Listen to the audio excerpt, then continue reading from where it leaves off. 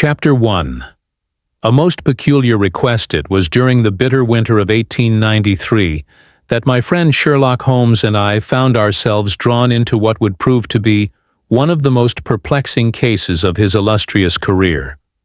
London lay beneath a thick blanket of fog, the gas lamps along Baker Street struggling to penetrate the gloom that had settled over the city like a funeral shroud.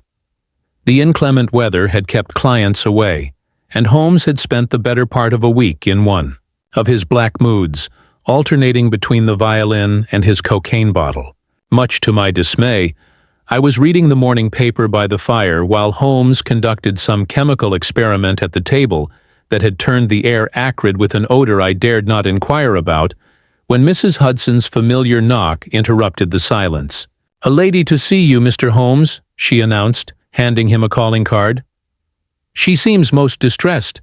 Holmes glanced at the card, his expression sharpening with interest. "Lady Amelia Blackwood," he read aloud. "Show her up at once, Mrs. Hudson." I hastily cleared away some of the clutter from our sitting room while Holmes set aside his chemical apparatus. Moments later, our visitor was announced. Lady Amelia Blackwood was a woman of perhaps 40, elegant in bearing though her face bore the unmistakable signs of sleepless nights. Her mourning dress was of the finest quality, and the single strand of pearls at her throat spoke of wealth worn with the comfortable assurance of lifelong privilege. Yet there was something in her eyes, a haunted quality, that immediately captured my attention. "Mr. Holmes," she began, her voice steady despite her evident distress, "I come to you on a matter of the utmost delicacy and, I fear, growing danger." Holmes guided her to the chair by the fire. "You may speak freely, Lady Blackwood. Dr. Watson and I are the very soul of discretion." She removed her gloves with trembling fingers. "My husband, Lord Edward Blackwood, passed away 3 months ago. Heart failure, the doctors said. It was unexpected. He was only 52 and in seemingly good health, but not entirely surprising given his family history. "Please accept our condolences," I offered. She acknowledged this with a slight nod. "It is what has happened since his death that brings me here. You see, my husband was a collector of antiquities, with a particular passion for pre-Columbian artifacts. His crowning acquisition, obtained just weeks before his death, was a small obsidian carving of a butterfly from an obscure Mayan temple. It is quite valuable, both monetarily and archaeologically." Holmes leaned forward slightly. "And this artifact has been stolen?" "No, Mr. Holmes. At least not in the conventional sense." Lady Blackwood's voice dropped to barely above a whisper. "It disappears and reappears at will." I confess I exchanged a skeptical glance with Holmes, who remained impassive. "Explain, if you would," he prompted. "The butterfly was kept in a locked glass case in my husband's study. 3 weeks after his funeral, I entered the room to find the case intact, the lock undisturbed, but the butterfly gone. I was about to alert the authorities when my maid discovered it the following morning, not in its case, but on my husband's desk." Holmes steepled his fingers. "Perhaps someone in your household moved it." That was my first thought. I questioned everyone, but all denied any knowledge. I replaced it in its case, and 2 days later it vanished again, only to reappear in my husband's chair. Since then, this macabre game of hide-and-seek has continued. Each time the butterfly is found in a location associated with Edward. Holmes raised an eyebrow. "Fascinating. And you believed this to be something other than a practical joke?" "I did, until I began receiving the letters." From her reticule, she withdrew a small packet tied with black ribbon. These arrived one by one, each coinciding with the butterfly's disappearance. Holmes took the letters, untying the ribbon with his long, nimble fingers. I moved to read over his shoulder. The first was composed of letters cut from newspapers and pasted onto quality stationery. "The butterfly stirs when blood is spilled. 5 lives to repay the sacred hill." The second read, "1 collector dead, 4 more to follow. The obsidian wings collect their due. There have been 3 more. Lady Blackwood said, each more threatening than the last. And yesterday, I learned that Sir William Hastings, another collector and close friend of my husband, died suddenly of an apparent suicide. He was found hanging in his library, though all who knew him insist he had no reason to take his life. Holmes examined the letters closely. Was Sir William also an enthusiast of pre-Columbian artifacts? Yes. In fact, he, Edward, and 3 other gentlemen formed a small society devoted to such collections. They called themselves the Caxton Circle, after the building where they met monthly. And who are the other members of this circle? Professor James Morley of Oxford, specializing in Mesoamerican cultures. Lord Geoffrey Harrington, who has financed several expeditions to the Yucatan. And Mr. Victor Reynolds, an American whose family made their fortune in railroads. He has perhaps the finest private collection of Mayan artifacts outside of museums. Holmes rose abruptly and began to pace. Lady Blackwood, I should like to examine this butterfly and the locations where it has appeared. Is your home available for our inspection this afternoon? Relief flooded her features. Of course, I shall tell my staff to expect you. One more question, Holmes said, pausing in his pacing. Did your husband's acquisition of this butterfly involve any controversy? Any dispute over its provenance or rightful ownership? A shadow crossed Lady Blackwood's face. Edward was not forthcoming about how he obtained certain pieces. This butterfly, he told me, came from a temple where removal of artifacts was strictly forbidden. He was quite triumphant about acquiring it, saying it had eluded collectors for centuries. He paid an exorbitant sum to a guide who supposedly smuggled it out of Mexico. Holmes nodded thoughtfully. Thank you for your candor. Watson and I shall call upon you at 3 o'clock. After our visitor had departed, I turned to Holmes. Surely you don't believe this butterfly moves of its own accord? Of course not, Holmes replied, already reaching for his pipe. But the fact that someone wishes Lady Blackwood to believe so is most illuminating. Note the quality of the paper used for these threats, Watson. Not common stock, but Bohemian stationery, watermarked, and expensive. Our culprit is either wealthy or has access to the possessions of those who are. You think someone in the household is responsible? Perhaps. Or perhaps one of the remaining members of this Caxton Circle. Holmes struck a match and lit his pipe, sending blue smoke curling toward the ceiling. 2 collectors dead in as many months, both connected to this obsidian butterfly. I suspect our blackguard intends to eliminate all 5 members and recover the artifact for reasons as yet unclear.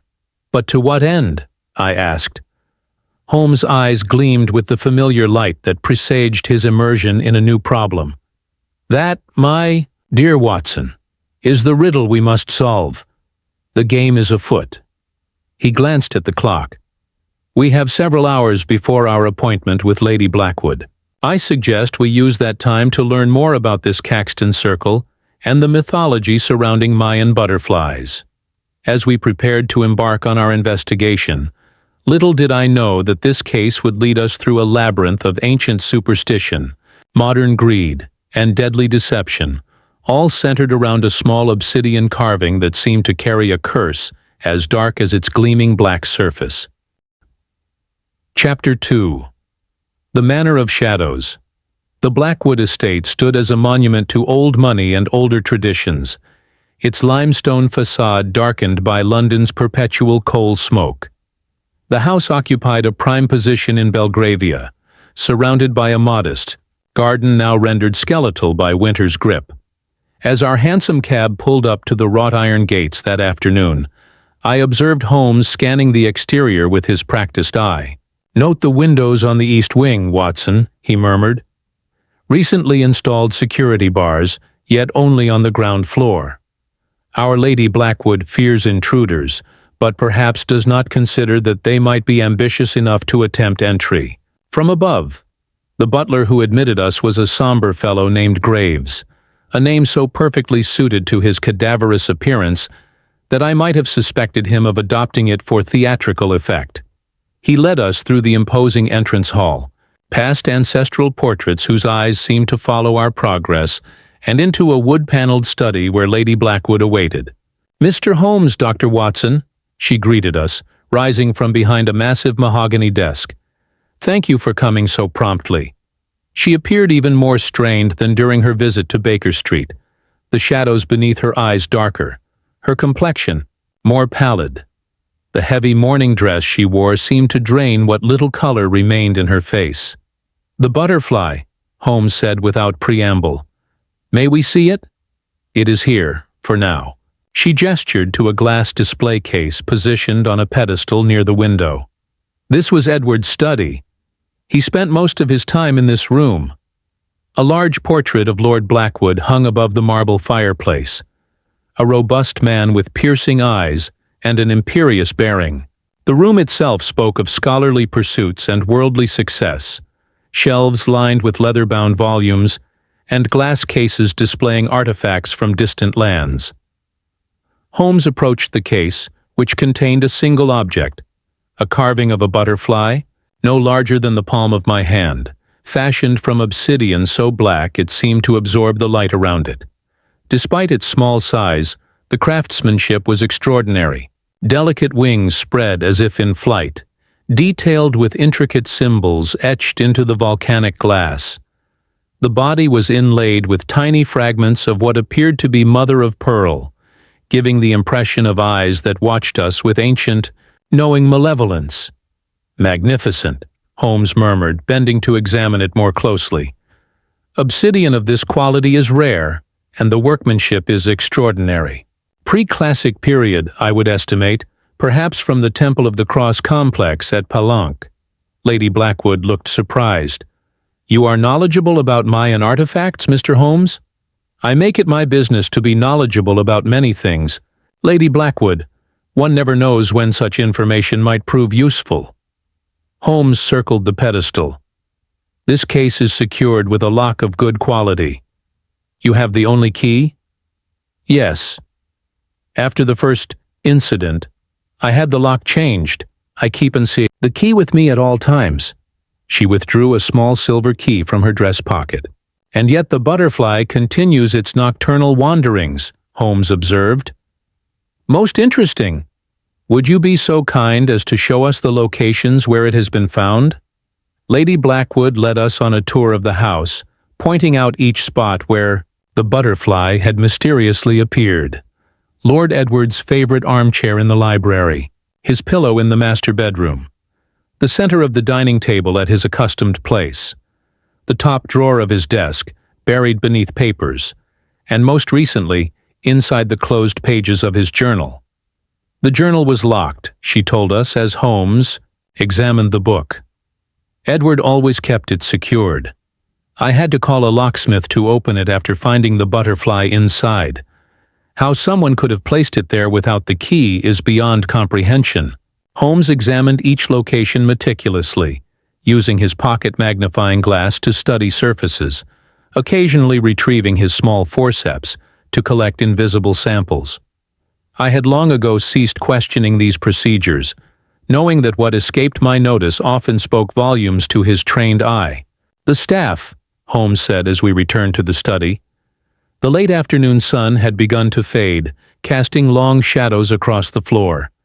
"I should like to speak with them, particularly those who have served the household longest." "Of course. Graves has been with us for 20 years, and Mrs. Phillips, the housekeeper, even longer. My lady's maid, Clara, is newer but utterly reliable." "And your husband's valet?" A shadow crossed Lady Blackwood's face. "Jenkins left our employ immediately after my husband's death. Said he couldn't bear to remain in a house of mourning. It seemed rather sudden, but Edward had always been particularly demanding of him." Holmes's eyebrows rose slightly. "Did he give notice? Collect references?" "No, he simply left. I paid him what was owed and thought little more of it. Do you think?" "I think nothing yet, Lady Blackwood. I merely collect facts." Holmes turned to the display case again. "This butterfly, did your husband ever mention any legend or curse associated with it?" She hesitated. Edward spoke of a local belief that the carving contained the spirit of a sacrificed princess, but he dismissed such tales as native superstition. He was a man of science, Mr. Holmes, and yet science often fails to explain the lengths to which human avarice and vengeance will go, Holmes replied. Might I examine your husband's papers? His correspondence with the other members of the Caxton Circle would be particularly illuminating. They are in his desk. I have not had the heart to sort through them. She moved to the desk and unlocked the central drawer with another small key.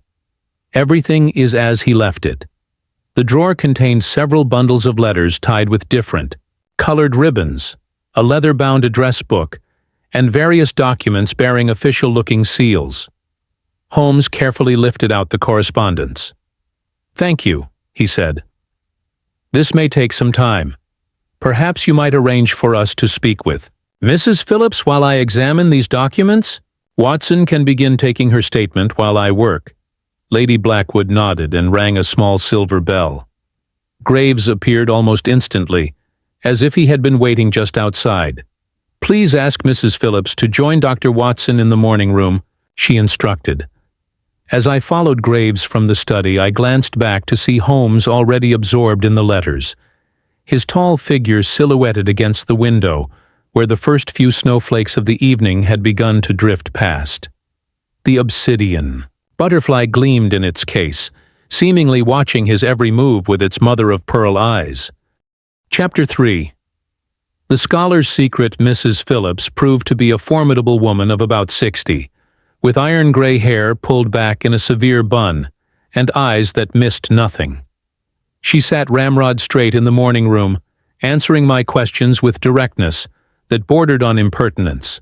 "His lordship was in perfect health until that butterfly arrived," she declared. "Changed after that, he did. Nervous, not sleeping. I heard him pacing at all hours."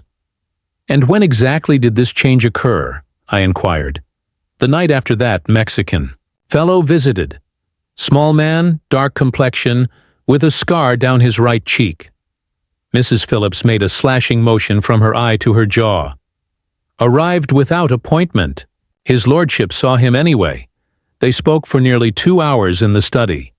When the visitor left, his lordship called for brandy. 3 decanters before morning. Did you overhear any of their conversation?" "I am not in the habit of eavesdropping." "Dr. Watson?" "However," she leaned forward slightly, "I did hear raised voices. The visitor seemed to be warning his lordship about something. I caught the words curse and punishment several times." "And Lord Blackwood's response?" "Laughter. Dismissive-like. Called the man a superstitious fool." She frowned. "But later, that night, I found his lordship in the study, staring at that butterfly like it might sprout wings and fly away." Holmes appeared in the doorway, his expression animated in the way that told me he had discovered something significant. After thanking Mrs. Phillips, we were left alone. "Watson, the plot thickens considerably," Holmes said, pulling several letters from his pocket. "Lord Blackwood's correspondence reveals a tangled web of deception surrounding our Obsidian Butterfly." He spread the letters on the table. "The butterfly was acquired during an expedition to Mexico 6 months ago, officially sanctioned for archaeological research, but with a covert purpose, to locate and extract the butterfly of Ixtab from a temple near Palenque." "Ixtab?" I echoed. "The Mayan goddess of suicide, associated with the afterlife. According to these letters, the butterfly was a sacred object believed to guide the souls of the dead to paradise, particularly those who died by their own hand." I thought of Sir William Hastings, found hanging in his library. "Good heavens, Holmes. What is clear is that the 5 members of the Caxton Circle, Blackwood, Hastings, Professor Morley, Lord Harrington, and Reynolds, financed this expedition jointly, with the specific goal of obtaining the butterfly." Holmes selected another letter. Professor Morley, the scholar among them, appears to have had misgivings. He writes, "My dear Edward, I implore you to reconsider. The butterfly of Ixtab is not merely an artifact but a sacred object. The manner of its acquisition places us all in a precarious position, both legally and, dare I say it, spiritually. The deaths in Merida cannot be mere coincidence. Deaths? I asked, alarmed. It seems their extraction of the butterfly was not without incident. A local guide named Diego Fuentes aided them in removing the artifact from the temple, against the protests of the indigenous population. There was an altercation. 3 villagers were killed. I felt a chill. And now 2 of the 5 collectors are dead. Precisely. The threatening notes Lady Blackwood received. 5 lives to repay the sacred hill. 3 villagers, Blackwood, and now Hastings. You believe someone is exacting revenge? A life for a life. It is the most logical explanation. But who? And how does our culprit manage to move the butterfly without leaving traces? Holmes paused by the window. We must warn the remaining members of the Caxton Circle immediately. Lady Blackwood arranged rooms for us to stay the night, and after dinner, Holmes and I positioned ourselves in the study. I took a chair near the door while Holmes stationed himself in shadow, with a clear view of the display case. Be prepared. For a long night, Watson, Holmes murmured. Our adversary is clever, but even the most careful criminal makes mistakes. The grandfather clock struck 10, then 11, then midnight. Holmes remained motionless, his keen eyes fixed on the butterfly. It was nearly 1 o'clock when a barely perceptible sound caused Holmes to raise a cautioning hand. He rose from his chair, moving with feline grace toward the display case. Suddenly the gas lamps flickered and dimmed. I fumbled for my revolver, but before I could draw it, there was a soft thud and a stifled curse from Holmes's direction. Watson! The window! He called sharply. I rushed to the bay window just in time to see a dark figure scrambling down a rope attached to the eaves. I fired a warning shot into the air. The figure dropped to the ground and fled across the lawn. Holmes was beside me in an instant, already halfway through the window. Stay with Lady Blackwood, he commanded, and before I could protest, he had swung himself onto the rope and was sliding down. I turned back to the study. The display case stood open, its lock apparently picked with expert precision. The Obsidian Butterfly was gone. Lady Blackwood appeared in the doorway, clutching a dressing gown around her shoulders. What has happened? She demanded. A thief, I explained. Holmes has gone in pursuit. We waited in tense silence for nearly half an hour before Holmes returned, somewhat disheveled, but with a look of grim satisfaction. Our nocturnal visitor escaped, he announced, but not without leaving us some valuable clues.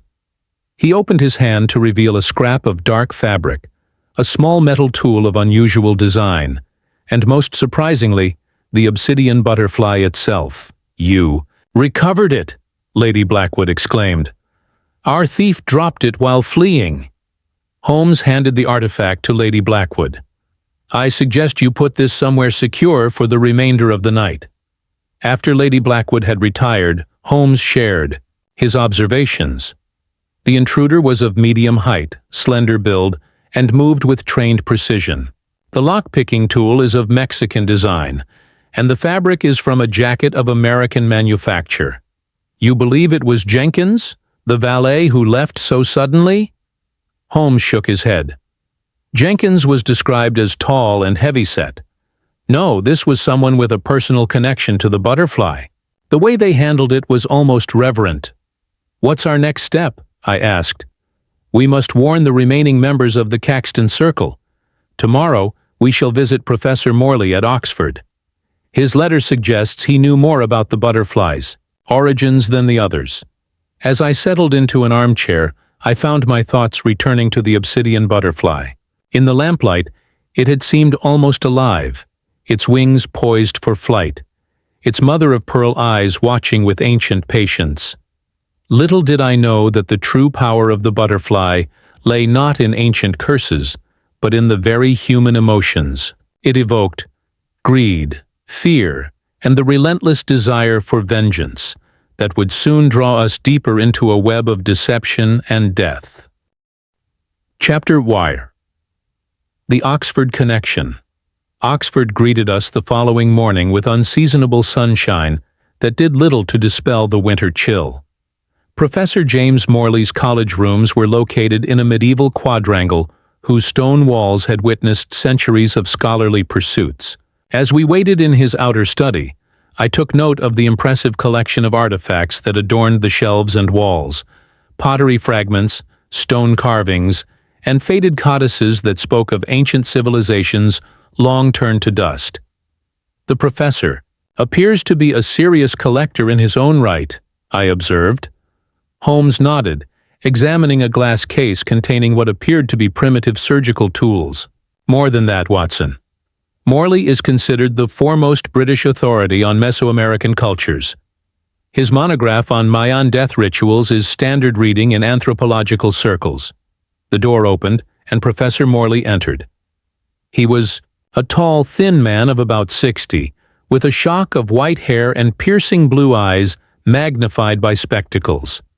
His tweed jacket bore the chalk dust and ink stains of an active academic.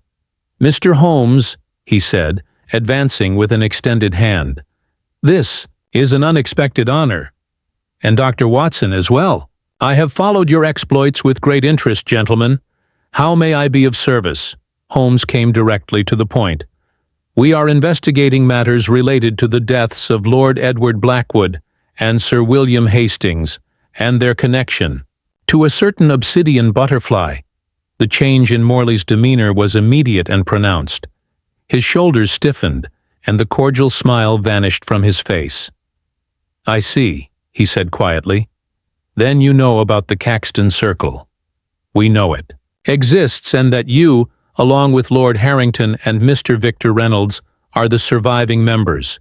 What we seek to understand is why someone might wish to eliminate its members one by one." Morley sank into a chair, suddenly looking every year of his age. "I feared this day would come," he murmured. "When I heard of William's suicide, I wondered, but to think that Edward's death might not have been natural." "Professor," Holmes said firmly, "we have reason to believe that both deaths were neither natural nor self-inflicted, but the work of a methodical killer who has threatened to claim 3 more lives. Your life may be in danger." Morley removed his spectacles and pinched the bridge of his nose. "The butterfly," he said. "It all comes back to the cursed butterfly." "I am not interested in curses, Professor, but in facts. Tell us about the acquisition of this artifact." The professor rose and moved to a cabinet, from which he extracted a bottle of brandy and 3 glasses. After pouring generous measures, he handed them around and then settled back into his chair. "It began as an academic expedition," he explained. "Lord Blackwood financed a dig near the ruins of Palenque in the Mexican state of Chiapas.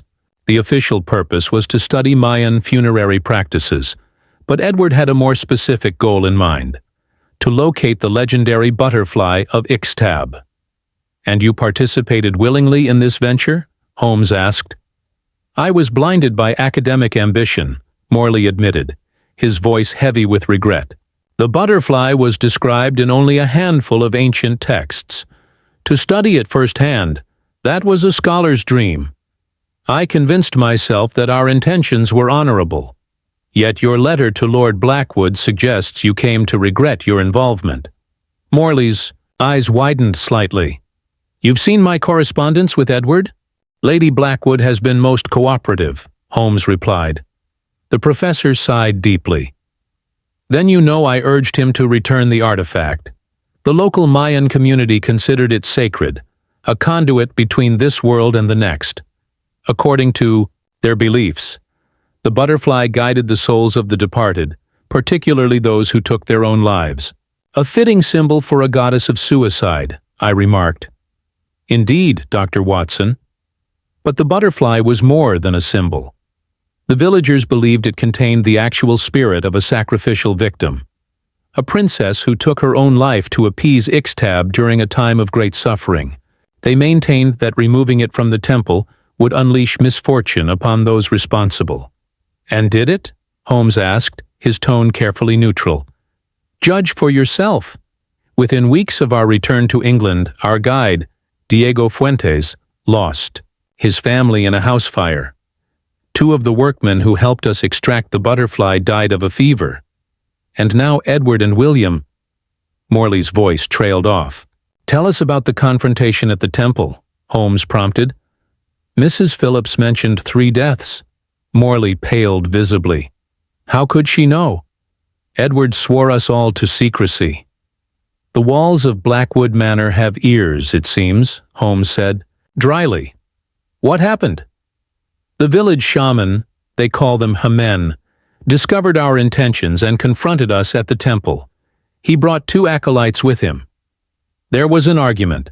Fuentes had hired armed men for our protection, and when the shaman became threatening, Morley closed his eyes. It happened so quickly. Shots were fired. The shaman and his companions fell. Edward insisted we proceed with the extraction immediately. And now someone seeks revenge, I surmised. "So it would appear," Holmes agreed. "Professor, do you have any idea who might be behind these deaths? Fuentes, perhaps?" Morley shook his head. "Fuentes was devastated by the loss of his family. He disappeared from Mexico City shortly after the tragedy. But there was the shaman's apprentice, a young man named Mateo, who witnessed the confrontation from hiding. He cursed us as we left, vowing that the butterfly would claim 5 souls in payment." "5," Holmes repeated thoughtfully. "3 villagers, Blackwood, Hastings. The pattern emerges." "Am I next?" Morley asked, his voice barely above a whisper. "That remains to be seen. Have you received any unusual correspondence? Any strange occurrences in your quarters?" The professor hesitated. "Last week I found a black feather on my pillow. In Mayan symbolism, black feathers are associated with Ixtab. I dismissed it as a student prank, but now—" "You must take precautions," Holmes insisted.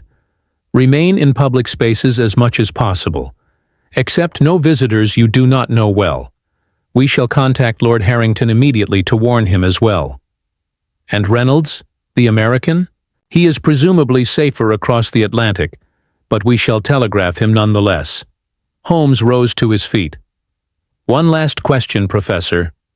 The butterfly has been disappearing from its case and reappearing elsewhere in Blackwood Manor. Any thoughts on how this might be accomplished?" Morley blinked in surprise. "Disappearing?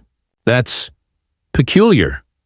The only thing I can think of is that some Mayan artifacts were constructed with hidden mechanisms, secret compartments, removable pieces. The butterfly itself is solid obsidian, but perhaps the display case—" "An intriguing possibility," Holmes mused. "We shall examine it more closely upon our return." As we prepared to leave, the professor grasped Holmes's arm. "Mr. Holmes, if you do identify this avenger, I implore you, consider the justice of their cause. We desecrated their temple, stole their sacred relic, and caused the deaths of their spiritual leaders. Are we not the true criminals in this affair?" Holmes regarded him steadily. "Justice and law are not always aligned, Professor, but rest assured I seek the truth above all, whatever form it may take." Chapter 5. The Phantom's Trail. Our journey back to London was a somber affair. Both Holmes and I lost in contemplation of the increasingly complex web surrounding the Obsidian Butterfly. The train compartment rocked gently as the countryside flew, past winter fields blanketed in snow that reflected the pale afternoon sunlight. "What do you make of Morley's account?" I asked, breaking the silence that had persisted since our departure from Oxford. Holmes, who had been staring out the window, with unfocused eyes, turned to me with an intensity that suggested his mind had been far from idle. "I believe the professor is genuinely afraid, Watson. Whether his fear is grounded in superstition or a more tangible threat remains to be seen. However, he has provided us with our first glimpse of a potential suspect. This Mateo, the shaman's apprentice. Do you think he could have followed them from Mexico to England?" It is certainly possible. Vengeance can be a powerful motivator. Holmes extracted his pipe from his coat pocket and began to fill it with tobacco. We must consider all possibilities. Perhaps our culprit is indeed this Mateo, seeking revenge for the deaths of his people. Or perhaps one of the Caxton circle has turned against the others, driven by guilt or fear. Morley himself seemed consumed by remorse, I observed. Indeed. And remorse can lead men to extraordinary actions. Holmes struck a match and applied it to his pipe, sending clouds of blue smoke toward the ceiling of our compartment. There is also the matter of Jenkins, Lord Blackwood's valet, who departed so suddenly after his master's death, and our nocturnal visitor at Blackwood Manor, slender, agile, with access to specialized tools of Mexican origin. You think they might be the same person? I consider it a distinct possibility. We shall need to determine Jenkins' whereabouts. Holmes fell silent again, puffing thoughtfully on his pipe. When we arrived at Blackwood Manor late that afternoon, we found Lady Blackwood in the entrance hall, her face pale with distress. "Mr. Holmes, thank heaven you've returned," she exclaimed. "The most dreadful thing has happened. Lord Harrington is dead." Holmes's expression sharpened. "When? How?" "This morning. His manservant found him in his conservatory, apparently poisoned. The police have been called, but they suspect suicide, just like Sir William." "And the butterfly?" Holmes asked urgently. "Still in the safe where I placed it last night." She led us swiftly to the study, where she unlocked a concealed wall safe behind a painting. The obsidian carving sat innocently on the velvet lining, its black wings seeming to absorb the light around them. Holmes examined it closely. "No signs of tampering. Lady Blackwood, I must ask you to leave it here for now. I have a theory I wish to test tonight. Of course, but shouldn't we warn Mr. Reynolds in America?" "I have already sent a telegram from Oxford," Holmes assured her. "Now, I must examine the display case in which the butterfly was originally kept." The case stood on its pedestal where we had left it, its glass top now closed but unlocked. Holmes spent nearly half an hour examining every inch of it, using his magnifying glass to study the hinges, lock, and wooden base. Finally, he straightened up with a sound of satisfaction. "Just as I suspected," he murmured. "Watson, do you see these minute scratches around the base?" I peered where he indicated, but could discern nothing unusual. "I'm afraid not, Holmes. They indicate that the base can be separated from the rest of the case. Ingeniously, I might add. Once removed, one could access the butterfly from below, then replace the base without disturbing the locked top." He demonstrated by applying pressure to opposite corners of the pedestal, causing the wooden base to separate slightly from the glass case above. But who would know of such a mechanism, I wondered? Someone familiar with the construction of such display cases, or someone who had examined this one thoroughly. Holmes replaced the base and stood up. "Tonight, Watson, we shall set a trap for our phantom thief." After dinner, Holmes outlined his plan. The butterfly would be returned to its case, which would be locked as usual. Lady Blackwood would retire to her room, but would lock her door and remain vigilant. Holmes and I would conceal ourselves not in the study but in adjacent rooms, Holmes in the library which connected to the study through a side door, and I in a small antechamber with a view of the main corridor. Our quarry was frightened off last night but may attempt another acquisition if they believe the house has returned to its normal routine, Holmes explained. This time, we shall approach from different directions, cutting off possible escape routes. As midnight approached, I found myself growing increasingly tense in my darkened hiding place. The house creaked and settled around me, ordinary noises that now seemed fraught with menace. I kept my revolver close at hand, straining my ears for any sound of intrusion. It was well past 1 o'clock when I heard it, a soft scraping from the direction of the study. I rose silently from my chair, careful not to make a sound as I approached the doorway that gave me a partial view of the corridor. For several minutes I heard nothing more, and began to wonder if my imagination had played tricks on me. Then came the unmistakable sound of breaking glass, followed by a sharp cry of pain.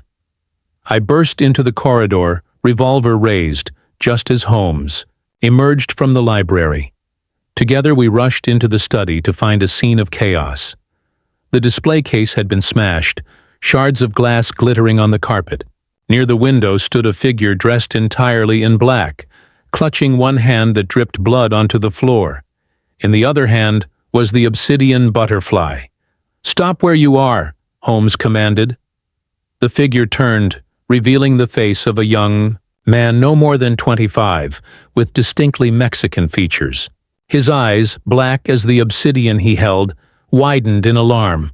Without a word, he leapt for the window which stood open to the night. Holmes was after him in an instant, with me close behind. The intruder was halfway through the window when Holmes caught him by the ankle. There was a brief, violent struggle, during which the butterfly slipped from the young man's grasp and clattered to the floor. With a final desperate kick that caught Holmes in the shoulder, the intruder tore free and disappeared into the darkness. Holmes started to follow, but I caught his arm. "Your shoulder, Holmes." "A mere bruise," he replied impatiently, but remained where he was, breathing heavily. "We have lost him for the moment, but not without gain." He bent to retrieve the butterfly, then pointed to the floor where several drops of blood formed a small pool. "Our visitor has left us a calling card, Watson. With this blood, we can establish his identity beyond doubt." "You believe it is Mateo, the shaman's apprentice?" "I believe we now have the means to find out." Holmes cradled the obsidian butterfly in his palm, his eyes reflecting its lustrous black surface. "The game grows more dangerous, my friend. 3 members of the Caxton Circle are now dead, and 2 remain.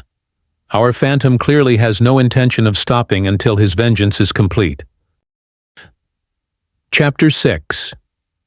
The coded message morning brought Scotland Yard to Blackwood Manor in the person of Inspector Lestrade, summoned by a telegram Holmes had dispatched before sunrise. The inspector listened to our account of the night's events with his usual mixture of skepticism and grudging respect for Holmes's methods. "Let me understand this correctly," Lestrade said, pacing the study where evidence of the previous night's struggle remained visible in the shattered display case and dark bloodstains on the carpet. "You believe these 3 deaths, Lord Blackwood, Sir William Hastings, and now Lord Harrington, are connected to the theft of a Mexican artifact?" "Not the theft, Inspector," Holmes corrected. "The acquisition. The butterfly was stolen long before our current drama began. Stolen from a temple where it served a sacred purpose for the local population. And you think this fellow, this Mateo, has followed them to England to exact revenge? It is the most logical explanation for the facts as we know them." Holmes gestured to the bloodstains. "I've collected samples of the blood left by our intruder. A comparison with any suspect you apprehend should prove illuminating." Lestrade frowned. "All very well, Mr. Holmes, but I need more to go on than a Mexican name and some drops of blood. What does this man look like? Where might he be found?" "Young, no more than 25. Slender build, approximately 5 feet 8 inches tall. Black hair cut short. A scar on his right hand, fresh as of last night. As to his whereabouts," Holmes shrugged. "That remains to be determined. However, I suggest inquiries at lodging houses catering to foreign visitors, particularly near the docks." "Not much to go on," Lestrade grumbled, making notes nonetheless. "There is also the matter of Lord Harrington's death," I interjected. "Lady Blackwood mentioned poison." "Yes," Lestrade confirmed. "Preliminary examination suggests some kind of plant-based toxin. The police surgeon is conducting further tests." Holmes's eyes gleamed with interest. "Was there anything unusual in the room where he was found? Any object that seemed out of place?" "Now that you mention it," Lestrade said slowly, "there was a small pot containing a black orchid, most unusual specimen. The housekeeper claimed it had been delivered the previous day, with no card attached. A black orchid, Holmes repeated. Inspector, I suggest you have that plant examined very carefully. I suspect the poison may have been derived from it, perhaps absorbed through the air or by touch. After Lestrade departed with promises to keep us informed, Holmes turned his attention to the Obsidian Butterfly, which now rested on Lord Blackwood's desk. In the morning light, the artifact seemed less ominous than it had by lamplight. Merely an exquisite piece of craftsmanship fashioned from volcanic glass. I believe this butterfly holds secrets we have yet to decipher, Holmes remarked, studying it through his magnifying glass. These markings along the wings, they appear to be glyphs of some kind. Mayan writing? I suggested. Possibly. I am no expert in such matters. Holmes carefully turned the butterfly over. Ah, what have we here? On the underside of the butterfly, barely visible unless one knew to look for it, was a series of tiny scratches that formed a pattern distinct from the decorative elements on the rest of the artifact. This appears to be a later addition, Holmes mused. A message, perhaps, added by someone after the butterfly was removed from its temple. Can you decipher it? Not without assistance. I believe another visit to Oxford is in order, this time to consult with a colleague of Professor Morley, who specializes in Mesoamerican languages. Lady Blackwood, who had been supervising the cleanup of the study, approached with a telegram on a silver tray. This just arrived for you, Mr. Holmes. Holmes opened it and scanned the contents, his expression darkening. It is from New York. Victor Reynolds, the American member of the Caxton Circle, was found dead in his study yesterday. Apparently self-inflicted gunshot wound to the head. The fourth victim, I said grimly. Our killer works quickly. Too quickly, Holmes said. Reynolds' death came before Lord Harrington's, if the telegram's date is correct. How could one man be in two places at once? An accomplice, perhaps? Possibly, or perhaps. Holmes trailed off, his eyes distant as he pursued some internal line of reasoning. Watson, we must return to Oxford immediately. Lady Blackwood, I entrust the butterfly to your care once more. Keep it in your safe until our return. On the train to Oxford, Holmes remained unusually silent, smoking pipe after pipe as the countryside rolled past our window. Only as we approached our destination did he share his thoughts. I have been considering the pattern of these deaths, Watson. Blackwood, heart failure. Hastings, hanging. Harrington, poison. Reynolds, gunshot. Each death different, yet each made to appear either natural or self-inflicted. Suggesting a killer of considerable versatility and knowledge, I observed. Indeed. And consider the timing. 4 deaths in a matter of weeks, across 2 continents. It suggests either multiple actors working in concert or what, Holmes? Or perhaps not all these deaths are connected as we initially assumed. He tapped his pipe against the window frame. I begin to wonder if we are not dealing with 2 separate phenomena, the deaths themselves and the elaborate staging surrounding the butterfly. You've lost me, Holmes. Consider this possibility.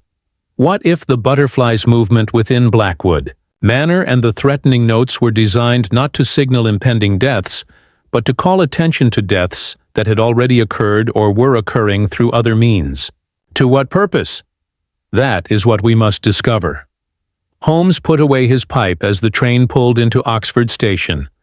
Dr. Edward Mitchell is reputed to be the finest translator of Mayan glyphs in England. If anyone can decipher the message on our butterfly, it is he. Dr. Mitchell proved to be a jovial, round-faced man whose appearance belied his scholarly reputation. His office at the university was a cluttered space filled with rubbings of ancient stelae, plaster casts of inscriptions, and shelves overflowing with notebooks and reference volumes. Mr. Holmes, an unexpected pleasure, he greeted us warmly. James Morley mentioned you had consulted with him. Dreadful business about William Hastings and now Geoffrey Harrington. I understand they were friends of James's and colleagues in an acquisition that may have led to their deaths, Holmes replied. "Dr. Mitchell, we need your expertise on a matter of some urgency." Holmes produced detailed sketches he had made of the markings on the butterfly, both the original decorative glyphs and the scratched message on the underside. Mitchell studied them with growing excitement. "Extraordinary. These symbols along the wings are indeed Mayan glyphs, specifically from the classic period. They relate to the goddess Ixtab and the journey of souls to the afterlife." He traced the patterns with a stubby finger. "This sequence here references sacrifice, transformation, and rebirth." "And the scratched message?" Holmes prompted. Mitchell squinted at the second set of drawings. "This is different, more recent certainly.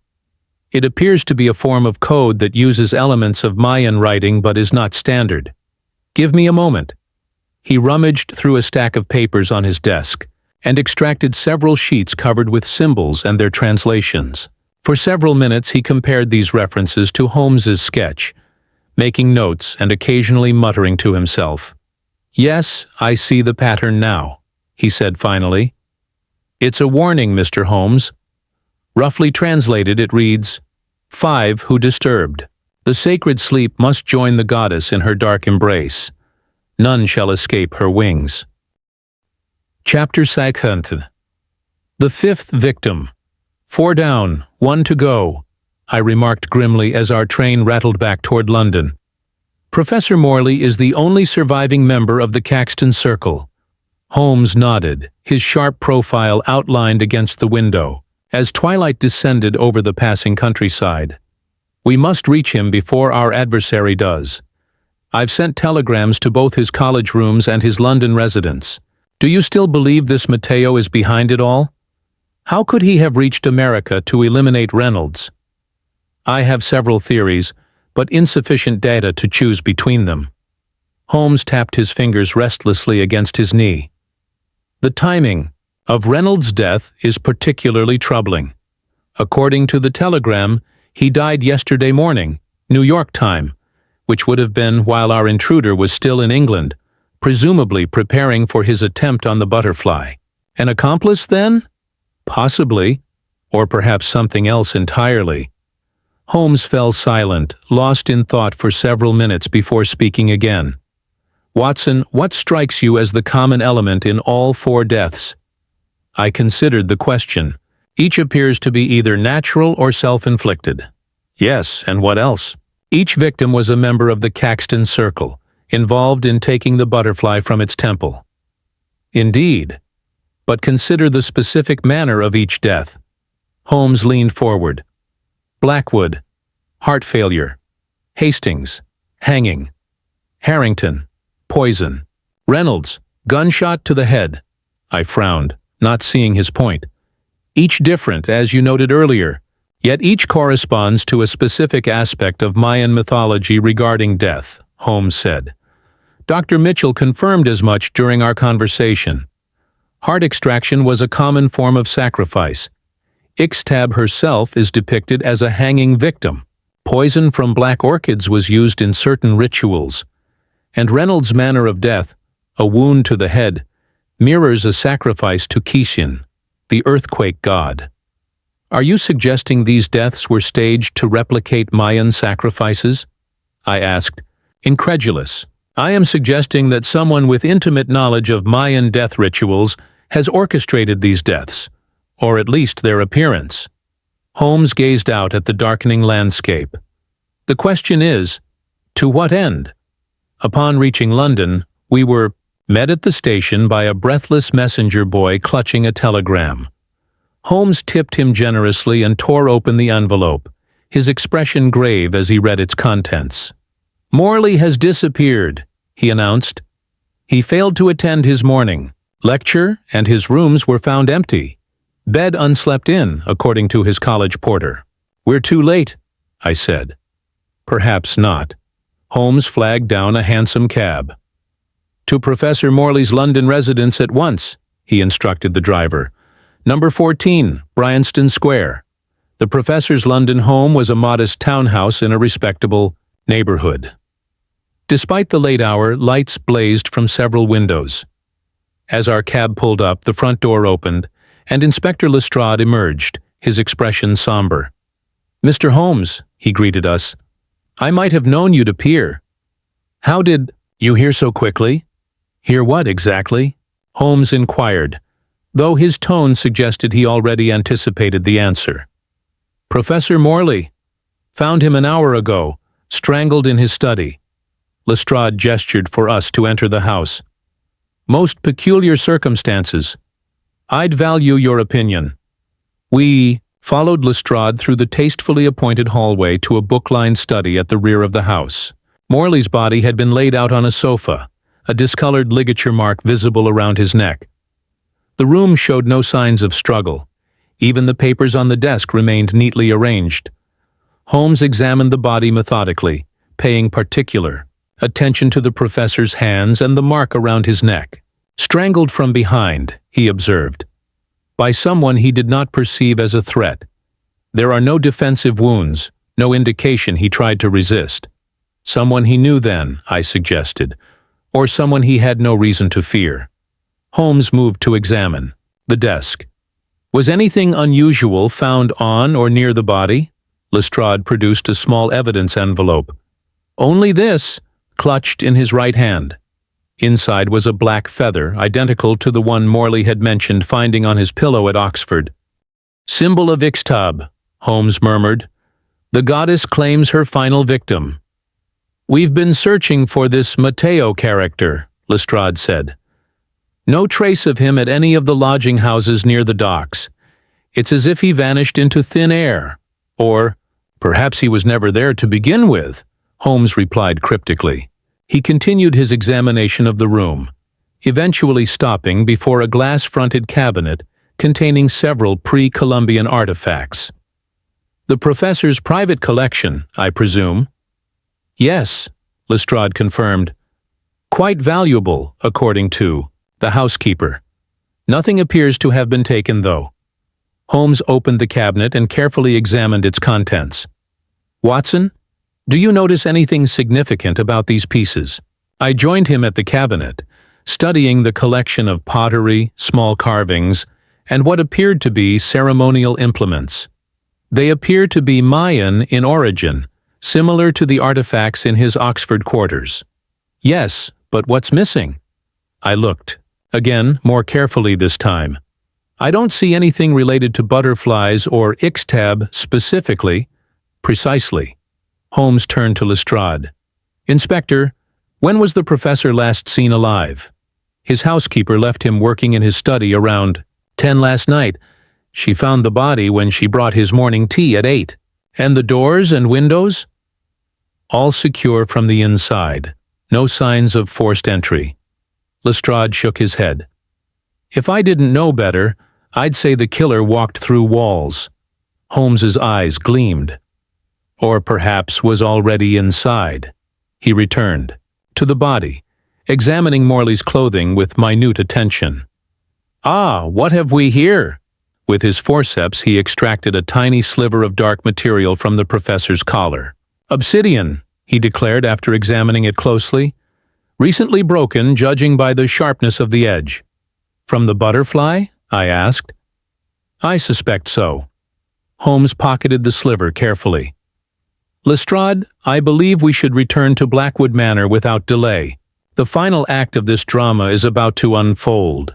"You know who's behind these deaths?" Lestrade demanded. "I have a theory, but some pieces still elude me." Holmes moved toward the door. "Come, there's not a moment to lose." As we left the professor's residence, a light rain had begun to fall, shrouding the gas lamps in halos of mist. Our cab made slow progress through the increasingly foggy streets, the gloom matching my sense of foreboding. "Holmes," I ventured, "you said earlier that we might be dealing with two separate phenomena, the deaths themselves and the butterfly's movements. What did you mean? Consider, Watson, what if the butterfly is not the cause of these deaths, but rather a marker of them? What if someone is using the artifact to draw attention to murders that might otherwise go unquestioned? But to what purpose? That is the heart of the matter." Holmes leaned forward, his face intense in the dim Light. Someone wanted these deaths to be recognized as connected, as deliberate eliminations rather than coincidences or suicides. Someone wanted the pattern to be seen. The message on the butterfly, I began, was meant to be found, Holmes finished, just as the butterfly itself was meant to be seen moving mysteriously around Blackwood Manor. Our culprit has been setting a stage, Watson, crafting an elaborate narrative of supernatural vengeance. But the blood we found, surely that proves the intruder was real. Oh, the intruder was quite real, Holmes agreed. But I begin to question whether he was working alone, or even of his own volition. The cab finally pulled up before Blackwood Manor, its windows gleaming like eyes through the fog. As we approached the entrance, I could not shake the feeling that we were being watched by unseen presences, perhaps even by the spirit of Ixtab herself, hovering on obsidian wings in the night. Chapter 8. The Widow's Web Lady. Blackwood received us in the entrance hall, her face pale against the black of her mourning dress. If she was surprised by our late arrival, or the presence of Inspector Lestrade, she gave no sign of it. Mr. Holmes, Dr. Watson, she greeted us. I was beginning to worry. Your telegram said only that you were returning urgently. Forgive the late hour, Lady Blackwood, Holmes replied. Events have taken a grave turn. Professor Morley has been found dead. She raised a gloved hand to her mouth. All of them? All. 5. I'm afraid so. The Caxton Circle is no more. Holmes's eyes were intent upon her face. The butterfly? Is it still secure? Yes, in the safe as you instructed. Would you like to see it? If you please. We followed her to the study where she opened the concealed safe behind the painting. Her movements were precise and unhurried as she withdrew the obsidian carving and placed it on the desk. Holmes examined it briefly, then nodded to himself as if confirming a private suspicion. Lady Blackwood, I must ask you a difficult question. When did you first learn of the circumstances surrounding your husband's acquisition of this artifact? She stiffened almost imperceptibly. I'm not sure I understand your meaning, Mr. Holmes. I believe you do. Holmes's voice was gentle but firm. When did you discover that your husband's expedition had resulted in the deaths of 3 villagers? That the butterfly was not merely purchased, as you initially told us, but taken by force? For a moment she was silent, her gaze dropping to the obsidian butterfly on the desk. When she looked up again, her eyes had hardened.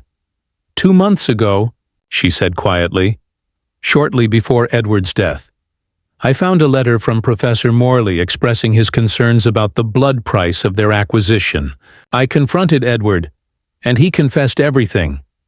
And how did that make you feel? Holmes prompted. How do you think it made me feel? A flash of anger colored her tone. I was horrified, disgusted. The Edward I thought I knew would never have countenanced such actions. He tried to justify it, spoke of archaeological significance, preservation of cultural artifacts, but all I could think of were those 3 people killed for a trinket. Lestrade, who had been observing silently, stepped forward.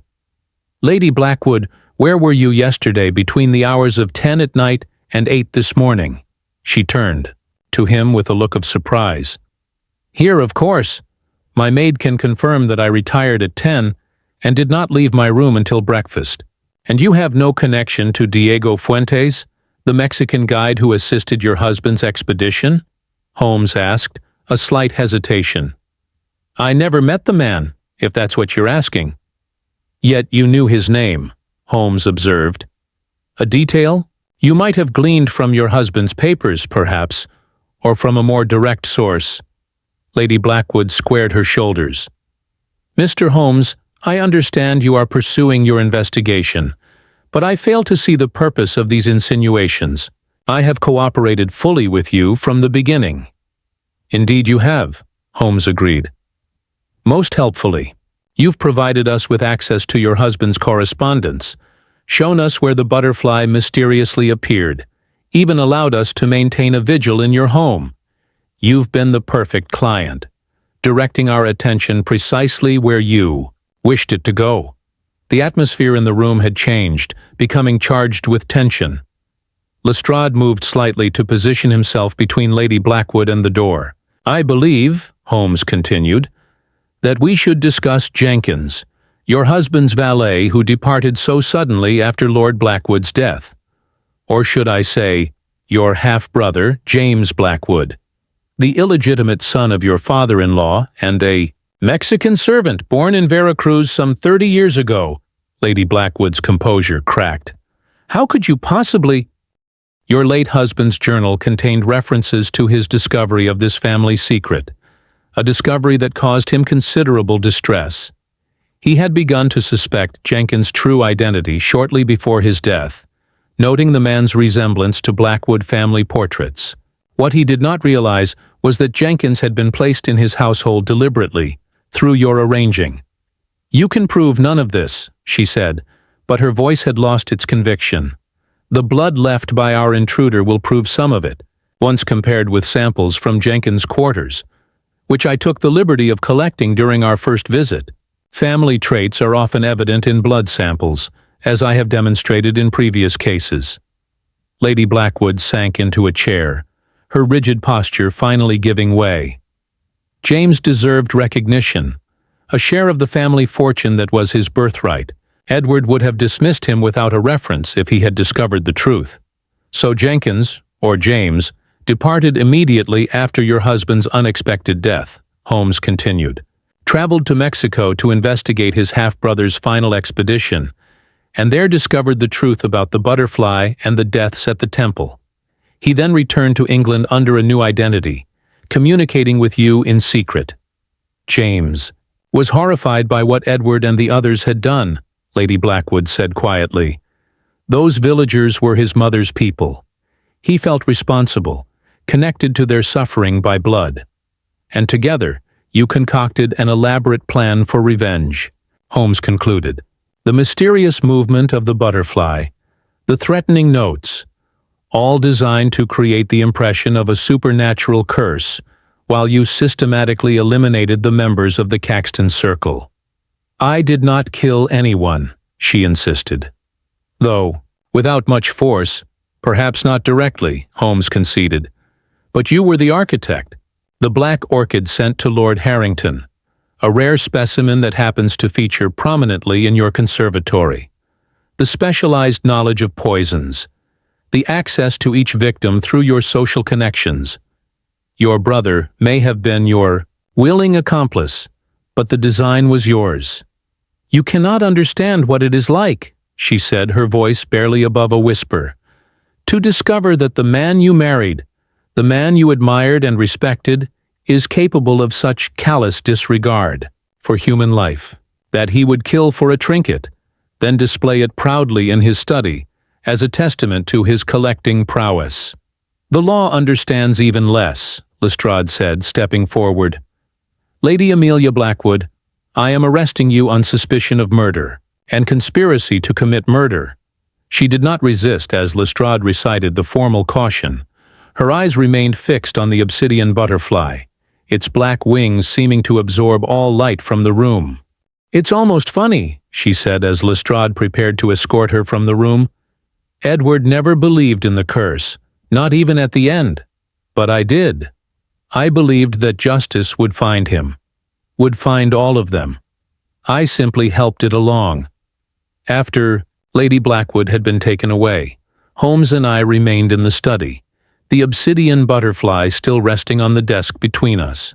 "There are still aspects of this case that trouble me," I admitted. "How did they manage to move the butterfly without leaving traces? And was Reynolds in America truly part of their scheme?" "The mechanism in the display case explains the butterfly's apparent ability to vanish and reappear," Holmes replied. "As for Reynolds, I suspect his death may indeed have been self-inflicted. According to Morley's correspondence, Reynolds had grown increasingly paranoid about the curse.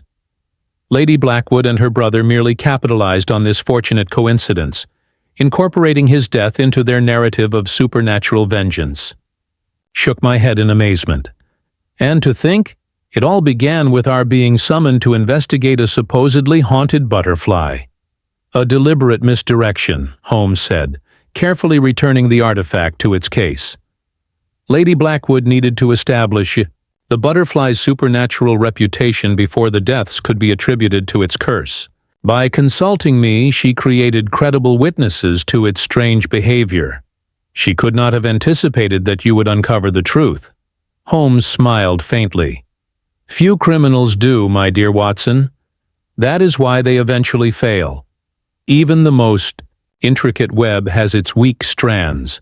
In this case, the convenient departure of Jenkins and the specialized knowledge required for each murder. As we left Blackwood Manor for the final time, dawn was breaking over London. The first pale light, revealing a city wrapped in mist. The Obsidian Butterfly would soon be returned to its temple in Mexico, a small measure of belated justice for the 3 lives lost in its taking. Yet I could not help but feel that Ixtab, the goddess of suicide, had indeed claimed her 5 victims, not through supernatural means, but through the very human emotions of guilt, fear, and vengeance that had driven the members of the Caxton Circle to their respective ends. Chapter 9. The Final Revelation. A fortnight after the arrest of Lady Blackwood, Holmes and I found ourselves once again in the familiar confines of our Baker Street lodgings. Outside, London was in the grip of a fierce winter storm, snow piling against the window panes as wind howled down the chimney. Holmes sat in his armchair by the fire, long fingers steepled beneath his chin, while I updated my notes on what the papers had dubbed the case of the Obsidian Butterfly. The trial is set for spring, I understand, I remarked, looking up from my notebook. Indeed, Holmes replied, though I doubt it will proceed as Inspector Lestrade imagines. Lady Blackwood's solicitors are already preparing a defense based on diminished responsibility. Her discovery of her husband's crimes, they will argue, drove her to temporary madness. Do you believe that? I believe she acted with cold calculation, Watson. Each death was meticulously planned, each detail arranged to support the narrative of supernatural vengeance. That suggests a mind in perfect command of its faculties, however twisted its moral compass may have become. I laid down my pen. And what of James Blackwood, the half-brother? There's still no sign of him? None. He has vanished as completely as the morning mist. I suspect he has returned to Mexico, perhaps to the very village where this tragic affair began. Holmes rose and moved to the window, watching the snow swirl in the gaslight below. There is, however, another aspect of this case that continues to trouble me. Oh? I thought all had been explained. Nearly all, Holmes conceded. But I find myself returning to the matter of Lord Blackwood's death. Lady Blackwood insists she had no hand in it, that he did indeed die of natural heart failure as the doctors concluded. You don't believe her? I am not certain.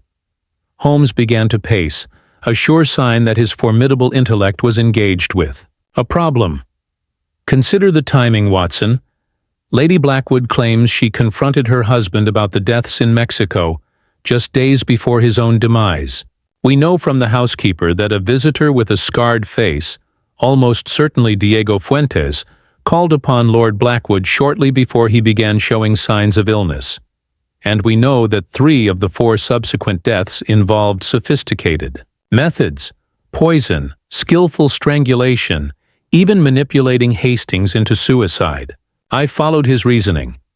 You think Fuentes may have poisoned Lord Blackwood before returning to Mexico? Perhaps using a substance that mimicked heart failure? It is a possibility I cannot dismiss.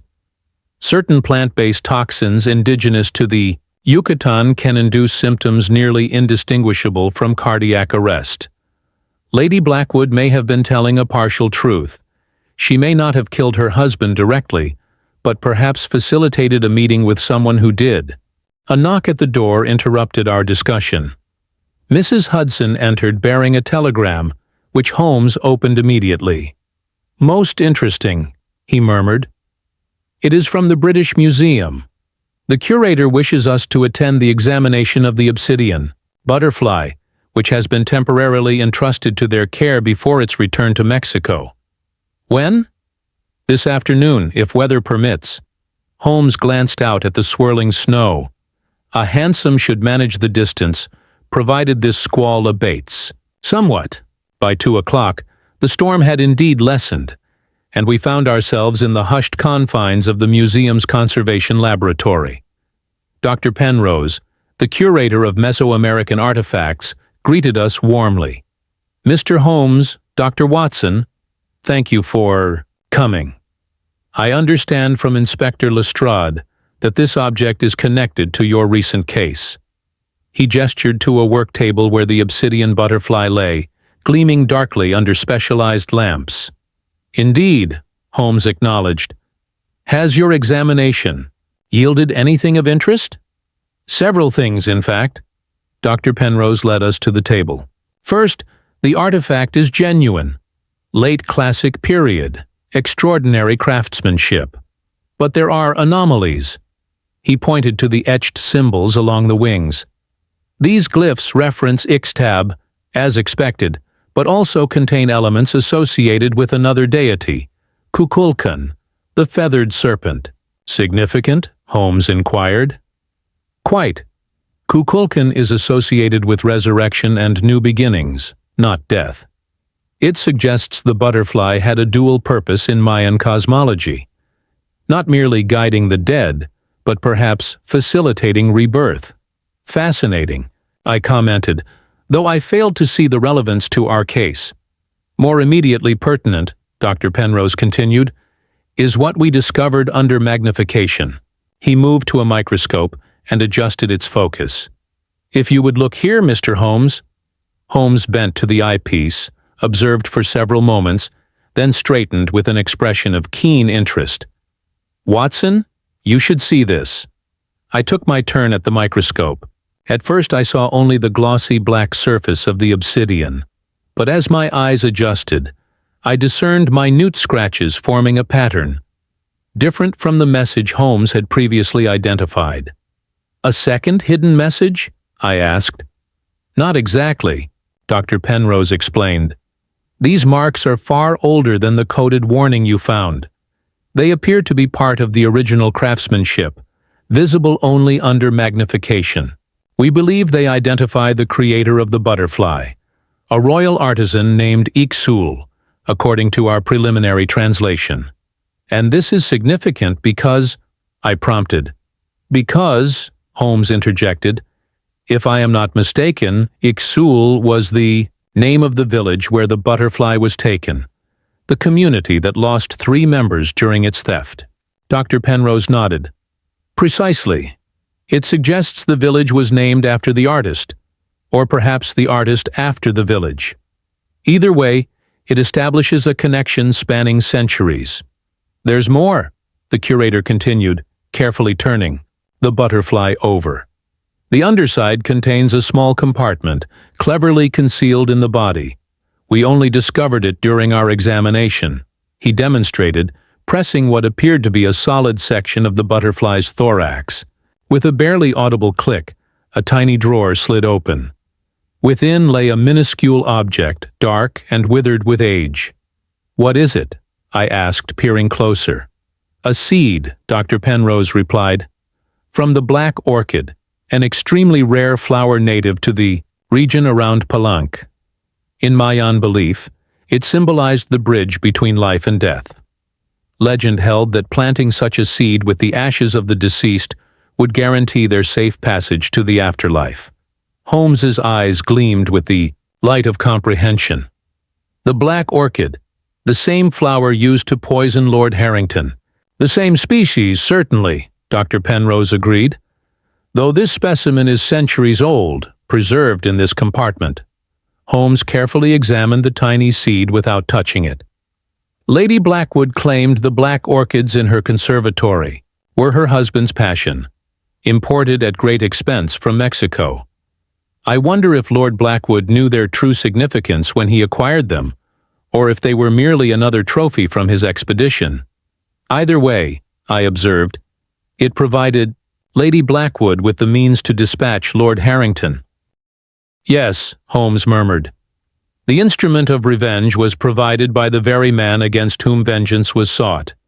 There is a certain poetic justice in that, however perverse. As we left the museum, snow was falling again, softer now, transforming London into a pristine landscape of white. Holmes was uncharacteristically quiet as our cab made its way back to Baker Street. Something still troubles you, I noted. I am thinking of patterns, Watson. Patterns and cycles.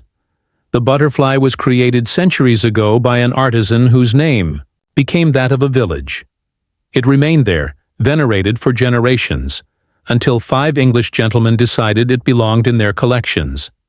Its removal caused 3 deaths, which in turn led to 5 more, and now it returns to its place of origin, carrying with it the seed of the black orchid, death and rebirth contained in a single artifact. Rather philosophical for you, Holmes. A rare smile touched his lips. Even I am not immune to contemplating the greater patterns of existence, my dear Watson. This case has reminded me that justice often finds its way, though rarely by the paths we might expect.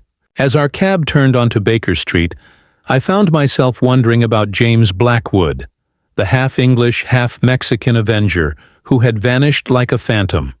Would he find peace in returning the butterfly to its rightful place? Or would the cycle of vengeance continue, spinning out through time like the inexorable wings of Ixtab herself? Chapter X. The wings of Justice Spring had come to London by the time the case of Lady Blackwood reached its conclusion, though not in the manner anyone had anticipated. I had been away in the country attending to a patient for nearly a fortnight, and upon my return to Baker Street, I found Holmes absorbed in a letter bearing a foreign postmark. "Ah, Watson, welcome back," he greeted me without looking up. "I trust your patient has recovered from his nervous affliction." "Remarkably well," I replied, hanging up my coat. "But I am more interested in developments here. Has there been news of the Blackwood case?" Holmes carefully refolded the letter and placed it in his desk drawer. "News indeed, though it has not yet reached the papers. Lady Blackwood will not stand trial after all." "She's been released?" I asked incredulously. "No, Watson. She is dead." I sank into my chair, stunned by this unexpected turn. "How? When?" "3 days ago, in her cell at Holloway Prison. The official cause is listed as heart failure, a rather ironic echo of her husband's demise." "Good heavens! Do you suspect foul play?" Holmes steepled his fingers beneath his chin, his gaze distant. "The prison doctor found traces of an unknown substance in her evening tea. Initial tests suggest a plant-based toxin, similar to that used on Lord Harrington." "James Blackwood," I said immediately. "He must have found a way to reach her." "Perhaps." Holmes rose and moved to the window, watching the spring traffic below. "Or perhaps another hand was at work. The letter I was reading when you arrived is from Mexico, specifically from a British diplomatic attaché in Mexico City, who has been assisting with the return of the Obsidian Butterfly to its rightful place. And he reports that upon the butterfly's return to the village of Ixul, a curious ceremony was performed. The black orchid seed found in the butterfly's compartment was planted in a specially prepared shrine. More intriguingly, a man matching Diego Fuentes' description was present, as was another individual the attaché described as European in appearance, but dressed in native attire. James Blackwood, I surmised. So it would appear. Holmes returned to his chair. "What fascinates me, Watson, is the timing. According to the attaché, this ceremony occurred on the very day Lady Blackwood died in her cell thousands of miles away. Surely you don't suggest a supernatural connection?" Holmes smiled faintly. "You know my methods, Watson. I deal in facts, not mysticism. And yet this case has demonstrated repeatedly that belief systems, however foreign to our own understanding, can wield tremendous power when channeled through human agents." He extracted his pipe from his pocket and began to fill it with tobacco. "Consider the sequence of events. Lord Blackwood and his colleagues remove a sacred artifact from its temple, resulting in 3 deaths. 5 deaths follow in apparent retribution. The butterfly returns to its origin, a sacred seed is planted, and the architect of vengeance dies unexpectedly. A cycle completed, I mused, recalling his earlier philosophical observation. Precisely. He lit his pipe, sending curls of smoke toward the ceiling. Whether one views it as justice, retribution, or mere coincidence depends entirely on one's perspective. A knock at the door interrupted our conversation. Mrs. Hudson entered, bearing a telegram for Holmes. He opened it immediately, his expression sharpening with interest as he read its contents. "From Inspector Lestrade," he announced. "They've found James Blackwood." "Arrested him, you mean?" I asked. "No, Watson. Found his body, washed up on the banks of the Thames this morning, apparent suicide by drowning.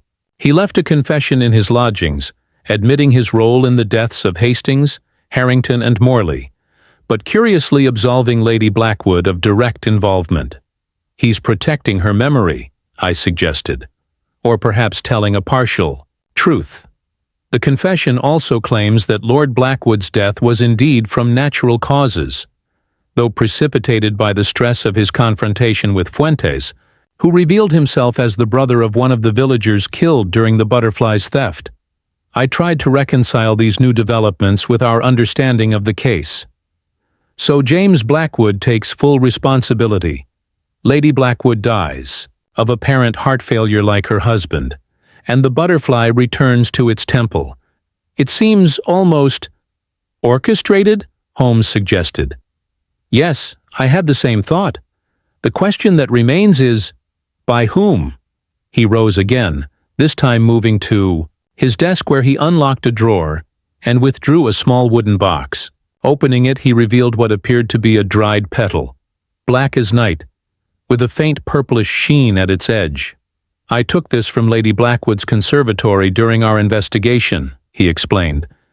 "It is from the black orchid, the same species whose seed was contained within the butterfly and whose toxin was used to kill Lord Harrington."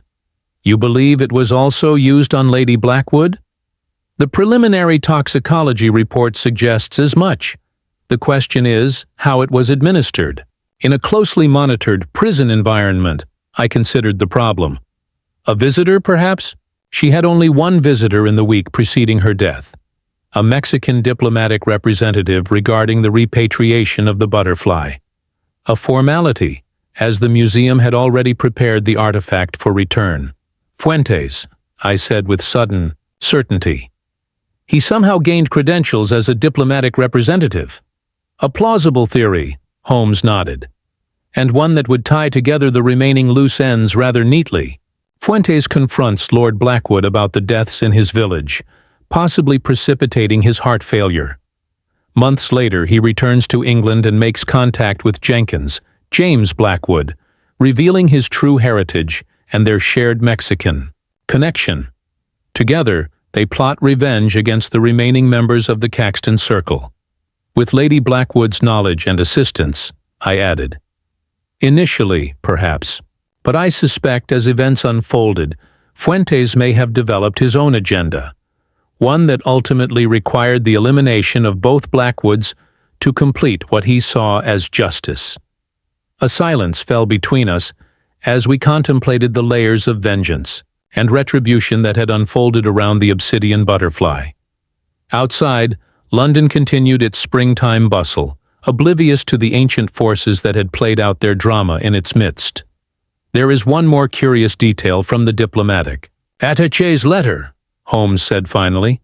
"The black orchid seed, planted during the ceremony returning the butterfly to Ixul, has reportedly germinated with unprecedented speed. According to the village elders, this is a powerful omen, a sign that the spirits of the dead are at peace." "Do you believe that, Holmes?"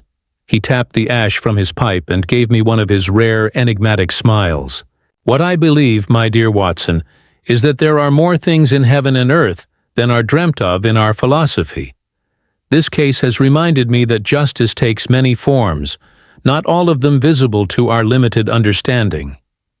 As twilight descended over Baker Street, I found myself contemplating the Obsidian Butterfly, now back in its temple thousands of miles away. I imagined its black wings gleaming in the jungle darkness, its ancient power neither diminished nor enhanced by its brief sojourn in England, but simply continuing its eternal vigil at the threshold between life and death, vengeance and justice, the known and the unknowable. Chapter 11. Echoes from Across the Sea.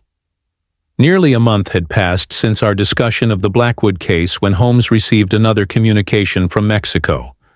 The newspapers had long since relegated the story to their back pages, the public's appetite for sensation having moved on to fresher scandals. I had documented the case in my private records but felt hesitant to publish it, troubled as I was by its unresolved questions and morally ambiguous conclusion. It was a particularly fine morning in late May when I descended to our sitting room, to find Holmes already breakfasted and examining a small package bearing exotic stamps and customs markings. "Good morning, Watson," he greeted me cheerfully. "I trust you slept well despite the thunderstorm?" "Well enough," I replied, helping myself to coffee. "What have you there?" A most interesting delivery from our diplomatic friend in Mexico City. Holmes carefully unwrapped the package to reveal a small wooden box of obvious native craftsmanship. Intricate carvings adorned its surface, symbols similar to those we had observed on the Obsidian Butterfly.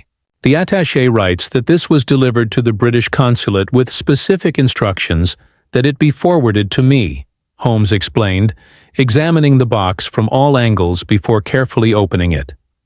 Inside, nestled on a bed of dried leaves, lay a perfect black orchid blossom, its petals glistening as if freshly cut despite the journey of thousands of miles. "Extraordinary," I breathed, moving closer to examine the exotic flower. "How could it have remained so fresh?" "A question worth pondering," Holmes agreed, carefully lifting the blossom to reveal a folded piece of paper beneath. He opened it, to reveal a message written in an elegant, flowing hand. "Mr. Holmes, by the time you receive this, I will have completed my journey. The circle is now closed, the scales balanced. 5 lives taken, 5 lives repaid. The butterfly rests once more upon the sacred altar, and the village of Ixul has found peace. You came closer than any other to understanding the truth, though even your remarkable intellect could not grasp all the threads that bound this tale. Some mysteries are not meant to be fully revealed. The flower I send is from the plant grown from the ancient seed.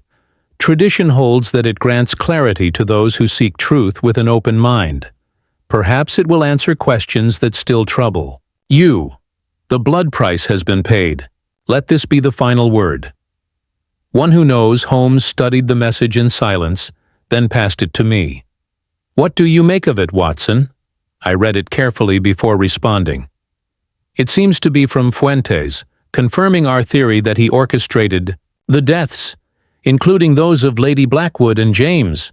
Perhaps—" Holmes carefully returned the flower to its box. "Or perhaps from another party altogether. The handwriting is educated, European in style rather than Latin American. Notice the distinctive formation of the capital M and the flourish on the Y, characteristics of someone schooled in the British manner. James Blackwood? But he's dead. His body was recovered from the Thames, yes, but identity can be a fluid thing, especially when one has motivation to disappear." Holmes tapped the letter thoughtfully. "Consider the phrase, 5 lives taken, 5 lives repaid. We know of 3 villagers killed during the theft of the butterfly, and the 5 members of the Caxton Circle who died subsequently. But what of Lady Blackwood and James? The mathematics of vengeance do not quite balance." I frowned, trying to follow his reasoning. Unless one of our presumed victims was in fact an orchestrator, or unless a death we attributed to natural causes was in fact the first act of revenge. Holmes carefully refolded the letter. "The writer claims the circle is closed, the scales balanced. For that to be true, each death must have its counterweight. A knock at our door interrupted this intriguing speculation. Mrs. Hudson entered with a telegram for Holmes, who opened it immediately. "From Lestrade," he announced. "The final toxicology report on Lady Blackwood has been completed. The substance in her tea has been identified as an alkaloid derived from a rare orchid species native to the Yucatan Peninsula, consistent with the black orchid. So Fuentes did poison her." "Someone with access to the orchid certainly did," Holmes agreed. "Though how they managed to introduce it into a closely guarded prison remains a puzzle." He paced the room, hands clasped behind his back. "There is another possibility we have not fully explored, Watson." "What's that?" "That Lady Blackwood's death was neither murder nor suicide, but sacrifice." I stared at him. "Sacrifice? You can't mean—" "Consider the symmetry," Holmes continued. "Lord Blackwood and his colleagues removed an artifact associated with Ixtab, goddess of suicide, resulting in 3 deaths. 5 deaths follow in apparent retribution. But if the cycle of vengeance was to be truly complete, truly balanced in the Mayan concept of cosmic justice, what would be required?" "A willing sacrifice," I said slowly, beginning to follow his reasoning. "Someone connected to both worlds, England and Mexico." "Precisely." Holmes picked up the black orchid again, studying its perfect petals. "What if Lady Blackwood, consumed by guilt over her husband's actions and her own role in the deaths that followed, arranged for her own death as the final act in this drama? A death that would simultaneously complete the vengeance and end it, restoring balance. But how could she have arranged it from prison? The Mexican diplomatic representative who visited her, the only visitor she received in her final week. We assumed this might have been Fuentes in disguise, but what if it was a genuine diplomat, one who carried a message or an item from Lady Blackwood to Ixul, and returned with the means for her to complete her self-appointed task? The theory was fantastic, yet it possessed a certain twisted logic that aligned with the elaborate nature of the case from its beginning. "If true," I said, "then the ceremony in Ixul and Lady Blackwood's death being synchronized was no coincidence." "Nor James Blackwood's apparent suicide," Holmes added. "His confession taking sole responsibility would have been his final service to his half-sister, ensuring that history would remember her as a victim rather than an accomplice." Holmes placed the orchid and letter back in their box, his expression contemplative. "We shall likely never know the full truth, Watson. Some secrets have been carried to the grave, others across the ocean. But I suspect that in the village of Ixul, before an ancient altar bearing an obsidian butterfly, someone knows precisely how this cosmic balance was achieved." Later that afternoon, we received a visitor, Inspector Lestrade, bearing news that the inquest into Lady Blackwood's death had concluded with a verdict of misadventure. The traces of orchid toxin were deemed insufficient to prove deliberate poisoning, and no evidence of how such a substance entered the prison could be established. "A most unsatisfactory conclusion," Lestrade grumbled. "But there's nothing more to be done. The case is officially closed." "Perhaps that is for the best, Inspector," Holmes remarked.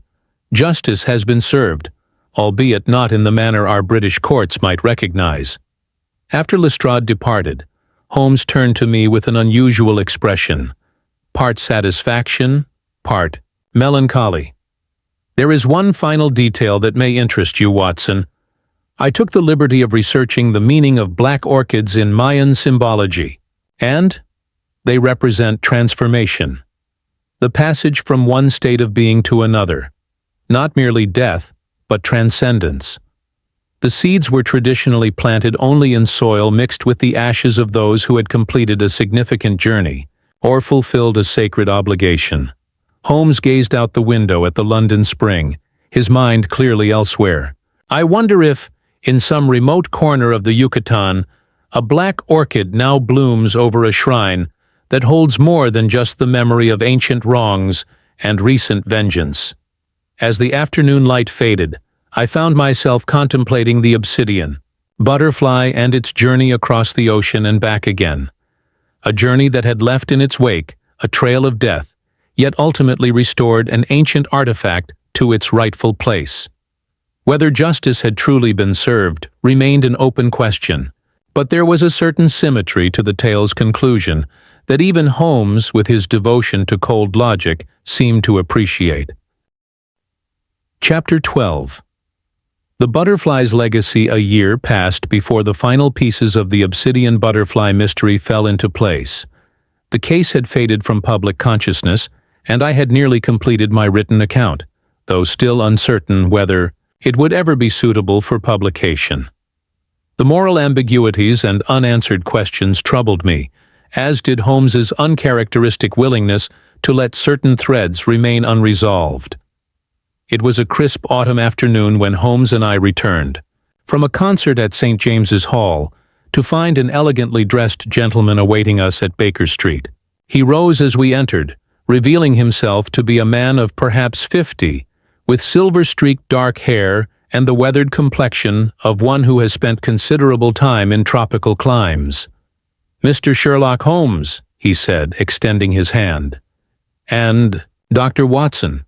I am Dr. Thomas Hargrove, recently returned from an extended stay in Mexico.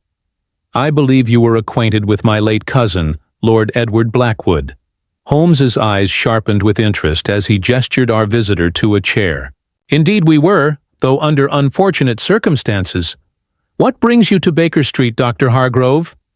"A promise to fulfill, and perhaps some closure to offer." He placed his leather satchel on the table and withdrew a sealed envelope. "I have spent the past 10 months in the Yucatan Peninsula, primarily in the village of Ixul, documenting their medicinal practices and religious customs. During my stay, I became acquainted with a remarkable man, a local guide named Diego Fuentes." Holmes and I exchanged glances at this familiar name. "He spoke of you, Mr. Holmes, with considerable respect," Hargrove continued. "He described you as the only European who truly understood what had transpired in the affair of the Obsidian Butterfly." "I understood parts of it," Holmes replied modestly. "Other aspects remained elusive." Fuentes anticipated that response. Hargrove smiled faintly. "Before his death 3 months ago, he entrusted me with this letter for you, saying it would complete the circle of knowledge." Holmes accepted the envelope with evident interest. "His death? May I ask the circumstances?" "Natural causes, by all appearances. He had been in declining health for some time, a respiratory ailment common in the region. Before the end, he spoke of being at peace, of debts settled and balances restored." Hargrove paused. "There was a ceremony in the temple the night he died. I was not permitted to attend, but I heard the chanting from my quarters. They carried his body up to the sacred altar at dawn." Holmes carefully opened the envelope and unfolded the letter within. He read it silently, his expression giving nothing away, then passed it to me without comment.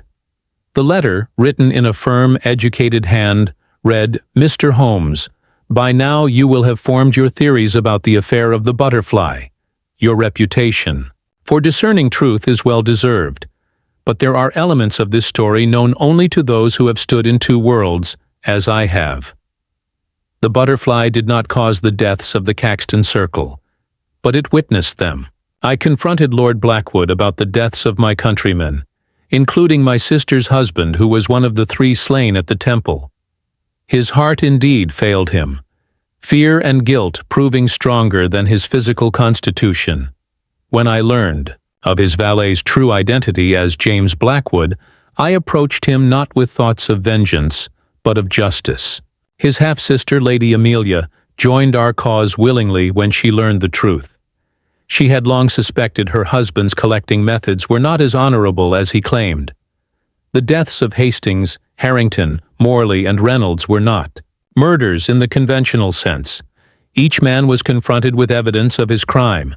Each was given a choice: face public exposure and criminal charges, or embrace Ixtab's mercy. Hastings chose the rope, Reynolds the pistol, Harrington the orchid's embrace, and Morley the strangler's hands, all paths to Ixtab described in the ancient texts. They chose their ends, if not their timing. James sacrificed his identity, becoming in his final days a true son of Ixul. Lady Amelia's path was the most complex. Torn between two worlds, she chose to complete the balance through her own willing transformation. The butterfly has returned to its sacred place. The scales are even. 5 souls taken, 5 souls given in return. The curse, if ever there was one, is lifted. The black orchid blooms once more upon the temple steps. I have played my part as witness and guide. Now I too shall join the cycle of completion. There are more mysteries in this world than even your great mind can solve, Mr. Holmes, but you came closer than any other to understanding this one. For that you have earned both my respect and this final truth. Diego Fuentes, Ixul, Temple Guardian. Most remarkable, I said as I finished reading, uncertain how to reconcile this confession with our understanding of the case. Indeed, Holmes agreed, turning to Dr. Hargrove. Did Fuentes speak further of these events during your time in Ixul? Only in generalities. He mentioned that the orchid grown from the ancient seed now flourishes beside the butterfly's shrine. The villagers believe it contains the spirits of all who were connected to its journey. And what of James Blackwood? I asked. The body recovered from the Thames was never positively identified, Holmes interjected. A convenient assumption by Scotland Yard, but one I had my doubts about even then. Hargrove nodded. There is a European man living in Ixul now. He goes by a Mayan name and has fully embraced their customs. I was told he arrived shortly after the butterfly's return and has been accepted as one of their own. And Lady Blackwood? Holmes prompted. Of her I know only what Fuentes shared in his letter. But he spoke often of cosmic balance, how in Mayan belief, every action requires a counterbalance, every death a reciprocal restoration. After Hargrove departed, Holmes and I sat in contemplative silence. The fire crackled in the grate as afternoon faded toward evening, casting long shadows across our familiar sitting room. What will you do with this information? I finally asked. Will you share it with Lestrade? Holmes carefully placed Fuentes' letter in his desk drawer, alongside the dried black orchid he had preserved from the earlier package. To what end? Watson? The official investigations are closed. The courts have rendered their verdicts. No evidence exists to contradict the findings of suicide or misadventure, and perhaps most importantly, would further pursuit of this matter serve the interests of justice. You believe Fuentes' account, then, that each death was essentially a suicide, chosen by men confronted with their crimes? I believe it contains elements of truth, filtered through Fuentes' cultural perspective. Holmes struck a match and lit his pipe, the familiar ritual bringing comfort to this unsettling conversation. What matters is that the butterfly has returned to its temple, and those connected to its journey have found their respective forms of resolution. I marveled at this philosophical stance, so unlike Holmes's usual insistence on absolute facts and definitive conclusions. You've changed your view on this case, I observed. Perhaps the case has changed me in some small measure, he replied with the ghost of a smile. There are systems of justice beyond our British courts, Watson, older systems that operate by different principles. Whether we call it divine retribution, cosmic balance, or simply the consequences of one's actions returning in kind, the result appears much the same. As dusk settled over London, I found myself thinking of the Obsidian Butterfly, now restored to its ancient temple, and of the black orchid blooming beside it, symbols of death and rebirth, vengeance and resolution, endings and beginnings. The case that had begun with a seemingly supernatural mystery had concluded with a very human story of loss, guilt, and the complex paths to redemption. Holmes had once told me that when you eliminate the impossible, whatever remains, however improbable, must be the truth.